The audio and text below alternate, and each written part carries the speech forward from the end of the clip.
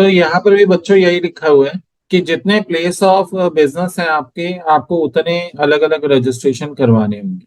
ठीक है ना? जितने आपके प्लेस ऑफ बिजनेस है सबका आपको अलग अलग रजिस्ट्रेशन कराना होगा। बट आपके पास एक ऑप्शन है, अगर सेम सेम स्टेट में आपके एक से ज्यादा प्लेस ऑफ बिजनेस हैं तो आप उनके लिए सिंगल रजिस्ट्रेशन भी ले सकते हो। Separate registration for multiple places of business within a state or a UT. Section 25, subsection 2. A registered person having two or more places of business in a state or UT shall have the option to take one registration or separate registration for each branch. जितनी branches हैं उतना registration आपको सबके अलग अलग registration कराने होंगे। If separate registration is taken they will be called deemed distinct persons. भाई जितने ब्रांचेस हैं वो सारी एक दूसरे के लिए डीम्ड डिस्टिंक्ट पर्सन होंगे। लास्ट क्लास में भी मैंने इस पॉइंट को हाईलाइट किया था, डिस्टिंक्ट पर्सन जरूर याद रखना। आपके 4 प्लेस ऑफ बिजनेस हैं, 4 ब्रांचेस हैं, चारों का अलग अलग रजिस्ट्रेशन कराया, चारों को आप डिस्टिंक्ट पर्सन कंसिडर करोगे, चारों अलग अलग कंसिडर होंगे। For the point of view of GST will be called deemed distinct person, and in case supply to each other they will issue invoice and charge GST and also ITC shall be allowed। ये बहुत एक major change हुआ था VAT से GST में। VAT के अंदर पता है क्या था? आप ब्रांच ट्रांसफर कर रहे हो तो वैट नहीं लगता था। आप एक ब्रांच से दूसरी ब्रांच को ट्रांसफर कर रहे हो तो वैट एप्लीकेबल नहीं होता था। वैट जीएसटी से पहले था, क्रेडिट टैक्स। सर जीएसटी कब एप्लीकेबल हुआ? जीएसटी एप्लीकेबल हुआ 1 जुलाई 2017 से। 1 जुलाई 2017 को हम सीए डे की तरह भी मनाते हैं, है ना? सीए डे, चार्टर्ड अकाउंटेंट्स का डे होता है वो, सीए डे। ठीक है, 1 जुलाई। उसी दिन उनके सीए डे पर ही प्राइम मिनिस्टर गए थे उनकी मीटिंग में क्या कहें, कॉन्वोकेशन या पार्टी में, और वहां पर उन्होंने जीएसटी की अनाउंसमेंट की थी। और बहुत ज्यादा तो नहीं कहूंगा, लेकिन हाँ सीए इंस्टीट्यूट को बहुत क्रिटिसाइज भी किया था उन्होंने, वो चार्टर्ड अकाउंटेंट्स को एक्चुअली, पर्टिकुलरली इंस्टीट्यूट को नहीं, चार्टर्ड अकाउंटेंट्स को। सर ऐसा क्यों? डीमोनेटाइजेशन को अनसक्सेसफुल बनाने के लिए उन्होंने कहीं ना कहीं चार्टर्ड अकाउंटेंट्स के ऊपर क्वेश्चन मार्क लगाया था। उन्होंने कहा डीमोनेटाइजेशन सक्सेस नहीं हो पाया क्योंकि लोगों को ब्लैक टू व्हाइट करने का रास्ता सीए ने दिखा दिया। क्या आप इस बात से एग्री करते हो? भाई उनको रास्ता बता दिया, उनकी हेल्प कर दी ना, उनको गाइड कर लिया, ऐसे कर लो वैसे कर लो, यहाँ से घुमा लो वहां से घुमा लो। तो ये पॉइंट बहुत ज्यादा डिस्कस हुआ था गवर्नमेंट की तरफ से। सर यहाँ पर वापस आते हैं, ब्रांच से दूसरी ब्रांच में सप्लाई नहीं कर रहे, ट्रांसफर कर रहे हैं चीजें, तो भी जीएसटी लगेगा।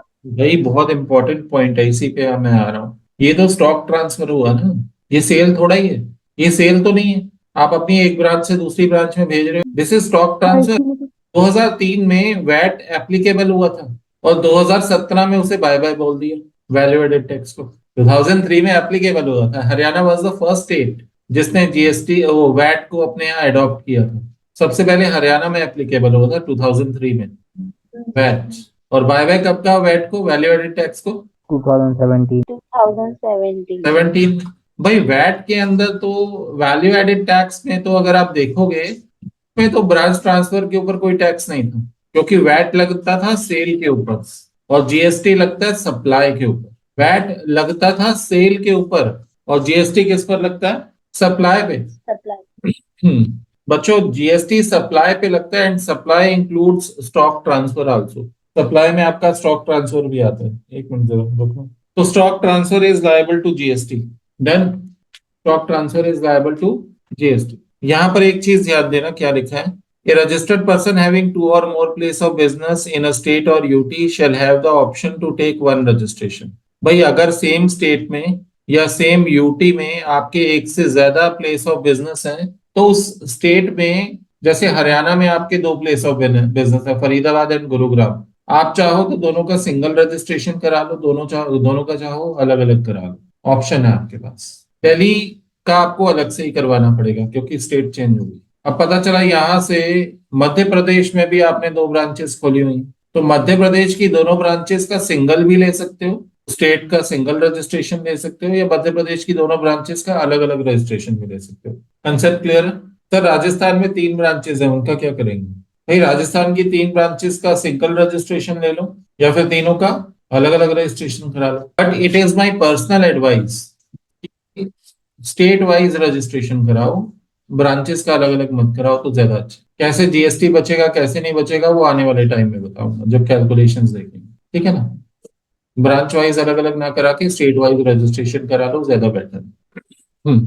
ठीक है, आगे देखते हैं। If separate registration is taken they will be called deemed distinct persons, and in case of supply to each other they will issue invoice। भाई आपस में भी अगर अलग अलग रजिस्ट्रेशन कराया ना, तो आपस में सप्लाई करने पे इनवॉइस इशू करनी पड़ेगी। अब इनवॉइस इशू करोगे तो आपको वैल्यू भी दिखानी होगी और जीएसटी भी दिखाना होगा इनवॉइस में, और आप उसका आईटीसी भी क्लेम कर सकते हो। All the branches should be either in the normal scheme और इन द कंपोजिशन स्कीम। अच्छा, एक चीज और है, एक कंपोजिशन स्कीम होती है, सुना हुआ है किसी ने कंपोजिशन स्कीम के बारे में? सेक्शन 10 ऑफ सीजीएसटी है, ये छोटे बिजनेस के लिए होती है कंपोजिशन स्कीम, जिनकी टर्नओवर 150 करोड़ से कम है, या 150 लाख कम से है कम है, उसमें। 150 लाख से कम है, तो 1.5 करोड़ से कम यस है सर। ना। Yes sir. 150 लाख से कम है जिनकी टर्नओवर, एग्रीगेट टर्नओवर, वो कंपोजिशन स्कीम ऑप्ट कर सकते हैं, यस सर। ठीक है ना। 150 लाख से कम जिनकी टर्नओवर है, ठीक है। और इसमें फायदा क्या होता है, कुछ पता है आपको? सर इसमें टैक्स रेट तो फिक्स नहीं होता, वो तो उसके हिसाब से होता है, सप्लायर के हिसाब। बिल्कुल डिपेंड करता है, ट्रेडर है, मैन्युफैक्चरर है, या रेस्टोरेंट सर्विस वो प्रोवाइडर। देखो इसमें सबसे बड़ा फायदा क्या है कि हम नॉर्मल स्कीम ना लेके हम कंपोजिशन स्कीम लें। छोटा ट्रेडर नॉर्मल स्कीम ऑप्ट ना करके कंपोजिशन, कल को मान लो हिमांशु ने दुकान खोल ली, ठीक है ना, अब ये वहां से जूते चप्पल बेच रहा है चलो फैक्ट्री भी लगा ली इसने, बना भी रहा है बेच भी रहा है, ठीक है। तो अब मुद्दे की बात ये है, इसकी टर्नओवर 150 लाख को अभी एक्सीड नहीं कर रही, तो क्या ये कंपोजिशन स्कीम को अवेल कर सकता है? भाई तुम्हारे पास ऑप्शन है हिमांशु, सेक्शन 10 में ऑप्शन दिया गया है कि अगर किसी की टर्नओवर 150 लाख 150 लाख को एक्सीड नहीं कर रही तो वो कंपोजिशन स्कीम को ऑप्ट कर सकते हैं। तो तुम्हारे पास ऑप्शन रहेगा, तुम नॉर्मल स्कीम के हिसाब से भी जीएसटी दे सकते हो, तुम कंपोजिशन स्कीम के हिसाब से भी जीएसटी दे सकते हो। लेकिन फिर हिमांशु मुझसे पूछेगा, सर आप कंपोजिशन स्कीम एडवाइस तो कर रहे हो, उसका फायदा तो बताओ, क्या आप कह रहे हो नॉर्मल स्कीम में ना जाके कंपोजिशन स्कीम ले लो, उसका बेनिफिट तो बताओ।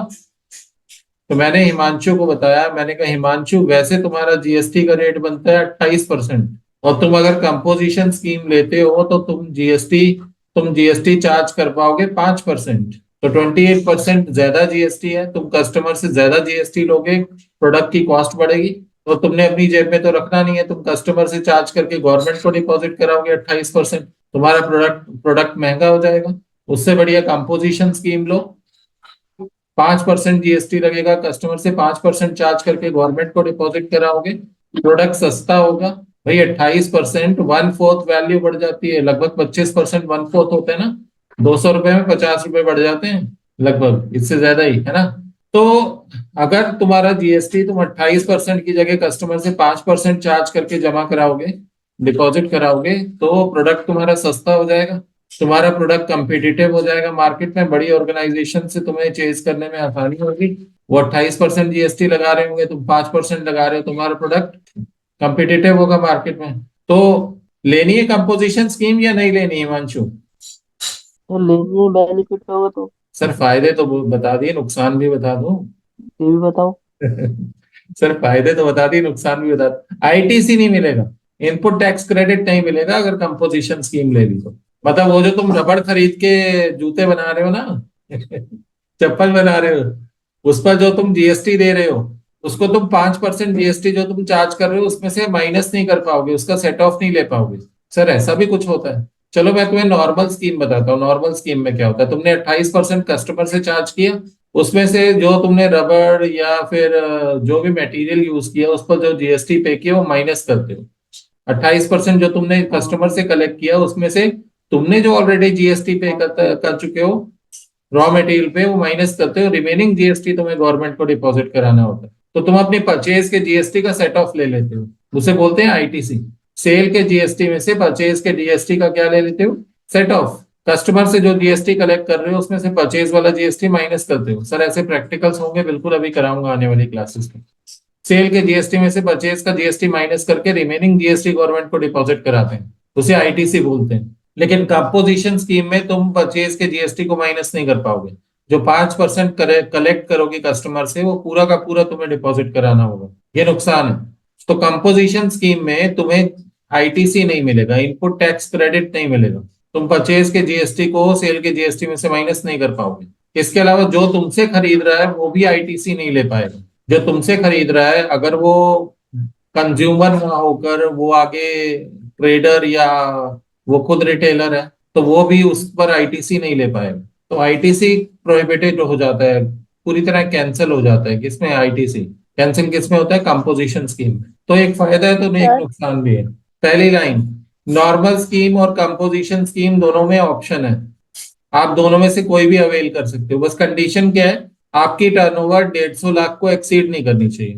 मतलब 1.5 करोड़ को एक्सीड नहीं करनी चाहिए। अगर आपकी टर्नओवर 1.5 करोड़ को एक्सीड नहीं कर रही, तो आपके पास ऑप्शन है, आप नॉर्मल स्कीम में भी जा सकते हो, आप कंपोजिशन स्कीम में भी जा सकते हो। सर ये चॉइस किसके पास है? सप्लायर के पास है। उसकी मर्जी, वो नॉर्मल स्कीम में जाए या कंपोजिशन स्कीम में जाए। पहला पॉइंट।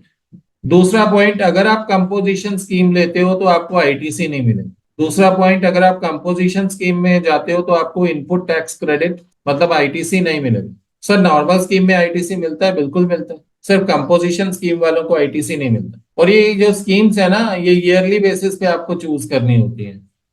हर साल स्टेटस चेंज कर सकते हो। कभी आप नॉर्मल स्कीम में आ सकते हो, कभी आप कंपोजिशन स्कीम में आ सकते हो। वैसे रजिस्ट्रेशन के टाइम पे हमें डिसाइड करना होता है कि आप नॉर्मल स्कीम में जा रहे हो, कंपोजिशन स्कीम में। सर क्या बाद में भी स्विच कर सकते हैं? कर सकते हो, बाद में भी स्विच कर सकते हो। बस जब अगर आप कंपोजिशन स्कीम में जाते हो तो आपको आईटीसी नहीं मिलता, ठीक है ना। अच्छा, अब एक बात और ध्यान रखना। अब ये कंपोजिशन स्कीम के लिए मैंने कहा भाई 150 लाख को एक्सीड नहीं करना चाहिए, 150 लाख को, मतलब 1.5 करोड़ को एक्सीड नहीं करनी चाहिए आपकी टर्नओवर, है ना। सर ये एक ब्रांच की देखेंगे या ऑल इंडिया सारी ब्रांचेस की मिला के देखेंगे? ऑल इंडिया सारी bank. Correct answer, all India सारी ब्रांचेस को मिलाकर देखेंगे। डन। मतलब ये नहीं कि आप किसी एक ब्रांच के लिए कंपोजिशन ले रहे हो तो दूसरी ब्रांच के लिए नॉर्मल स्कीम में जा रहे हो, नहीं ऐसा नहीं होगा। या तो सबके लिए नॉर्मल स्कीम होगी या सबके लिए कंपोजिशन स्कीम होगी। डन।